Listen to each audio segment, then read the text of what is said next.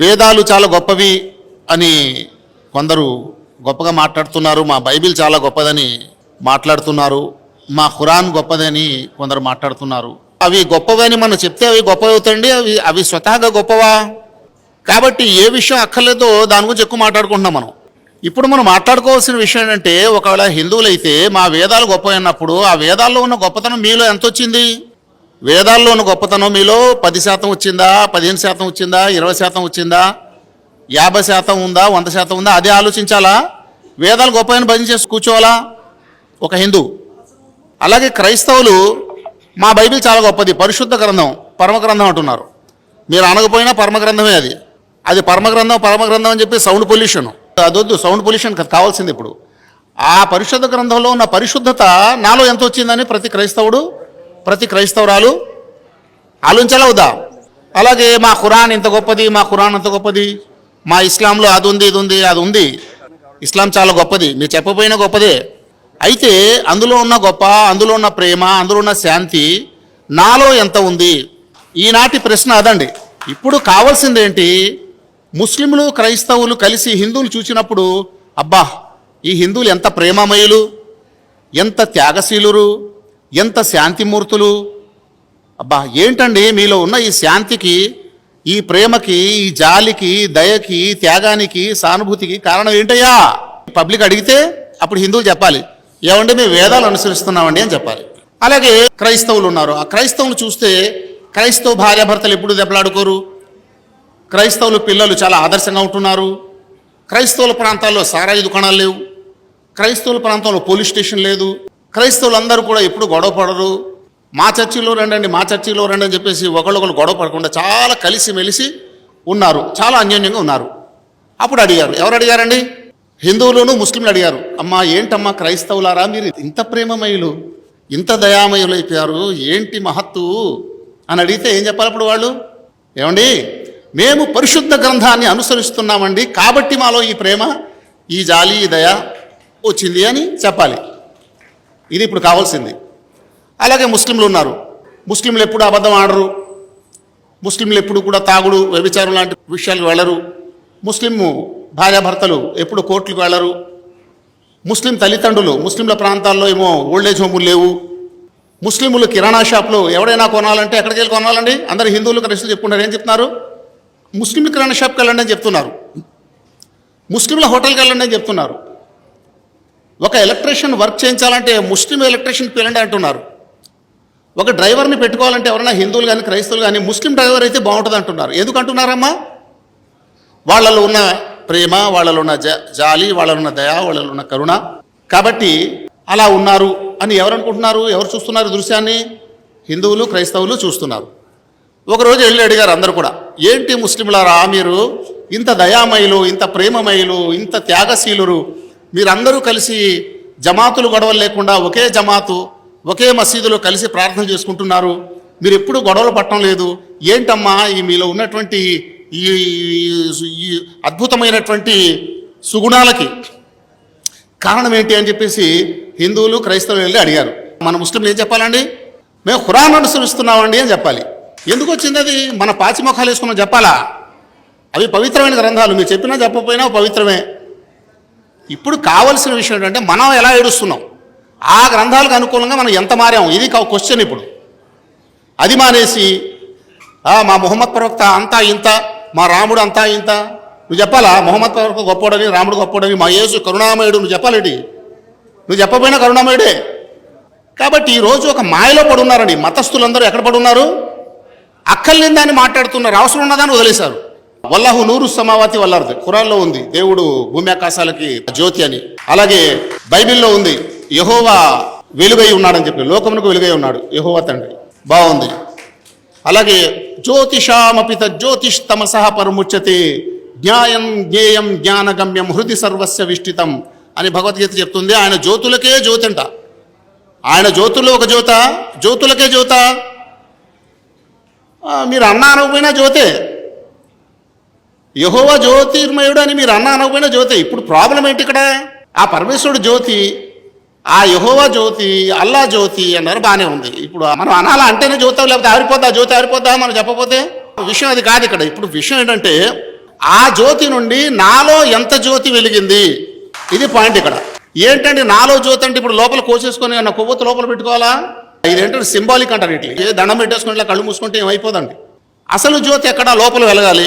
లోపల ఒక భార్యకి లోపల జ్యోతి ఉంది అనుకుందాం. ఎలా తెలుస్తుంది? ఆమె గుండె చీల్చి చూడాలా? ఆమె ఆ స్త్రీ ఒక భార్యగా తన భర్త పట్ల చాలా ప్రేమగా ఉంటుంది. భర్త యాతన గురి చేసినా కూడా సహనం వహిస్తుంది. అతన్ని చక్కగా అతనిలో మార్పు వచ్చేలా ప్రయత్నం చేస్తుంది. సహనమూర్తి. తన అత్తగారి రాచి రంపాన పెట్టినా కూడా అత్తగారిని ప్రేమగా చూసుకుంటుంది. అత్తగారిని క్షమిస్తుంది. తన ఆడపడుచులు వాళ్ళల్లో కూడా చాలా ప్రేమగా ఉంటుంది. వాళ్ళు ఇబ్బంది పెట్టినా కూడా సహిస్తుంది. పిల్లల్ని చాలా జాగ్రత్తగా చూస్తుంది. తెల్లారుజామున లేస్తుంది. అబద్ధం ఆడటం లేదు. టైం ప్రకారంగా తన జీవితం గడుపుతుంది. ధ్యానం చేసుకుంటుంది. ఇదండి ఆమెలో ఏమున్నట్టు ఇప్పుడు జ్యోతి.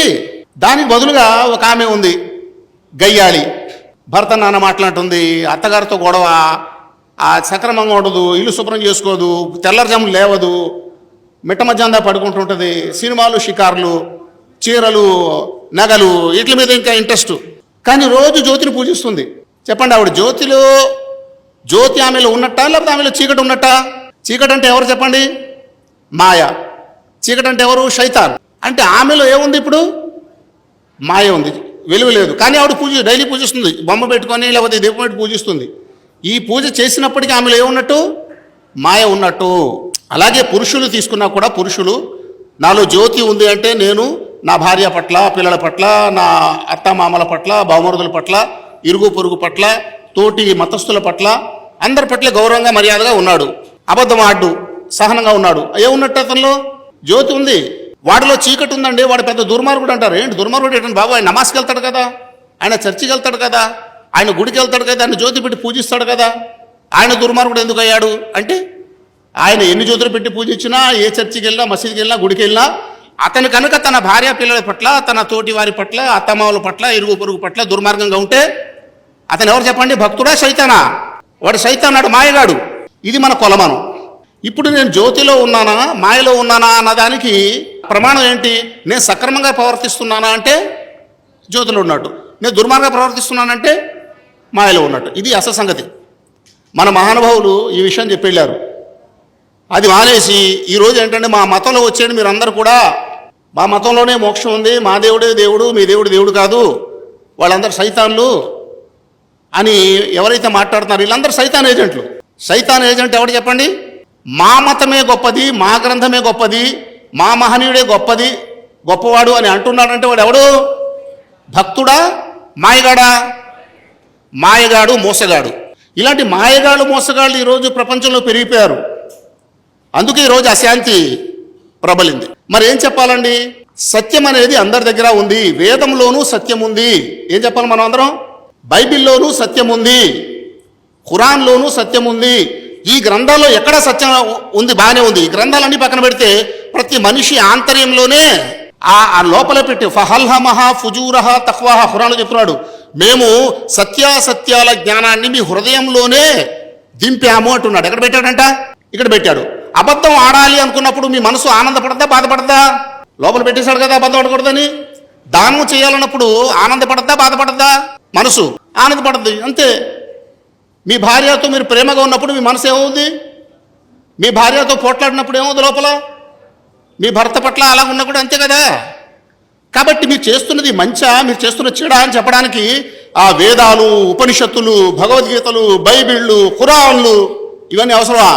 అదంతా లోపల ఏడిచింది, లోపల ఉందని చెప్తున్నాడు. లోపల వేదం ఉంది నీకు, లోపల ఒక బైబిల్ ఉంది, లోపల ఖురాన్ ఉంది.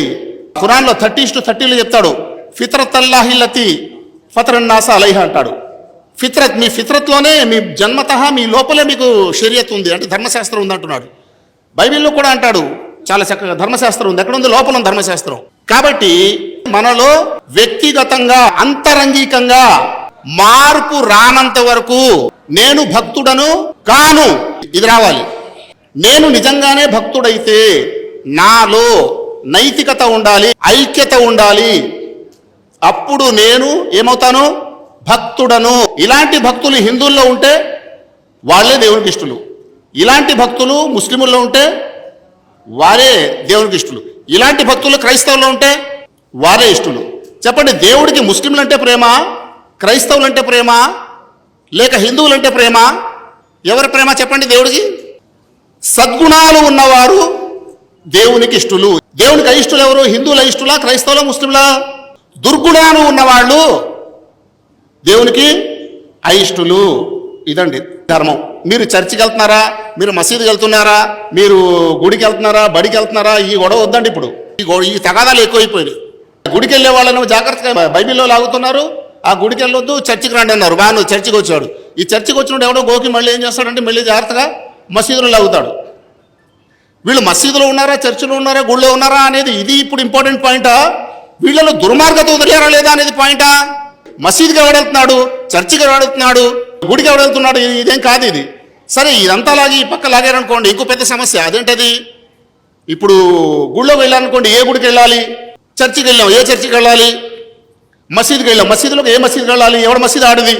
ఇదేమో అహ్లే హదీస్ మసీదు, అదేమో తబ్లీగీ జమాత్ మసీదు, ఇదేమో సలఫీ మసీదు, ఇది హనఫీ మసీదు, ఇది బరేలీ మసీదు. ఇక అల్లా మసీదు అక్కడెక్కడ? అల్లా మసీదులు లేవు. చర్చి కూడా ఆ ప్రొటెస్టెంట్ చర్చి, క్యాథలిక్ చర్చి, యెహోవా చర్చి అక్కడ ఇంకా లేదు. గుడి కూడా శైవుల గుడి, వైష్ణవుల గుడి, వాళ్ళ గుడి, వీళ్ళ గుడి. ఇంకా దేవుడి గుడి ఎక్కడ? వీళ్ళందరూ కూడా ఏంటంటే ఈరోజు ధర్మంలో శైతాన్లు చేరిపోయారు.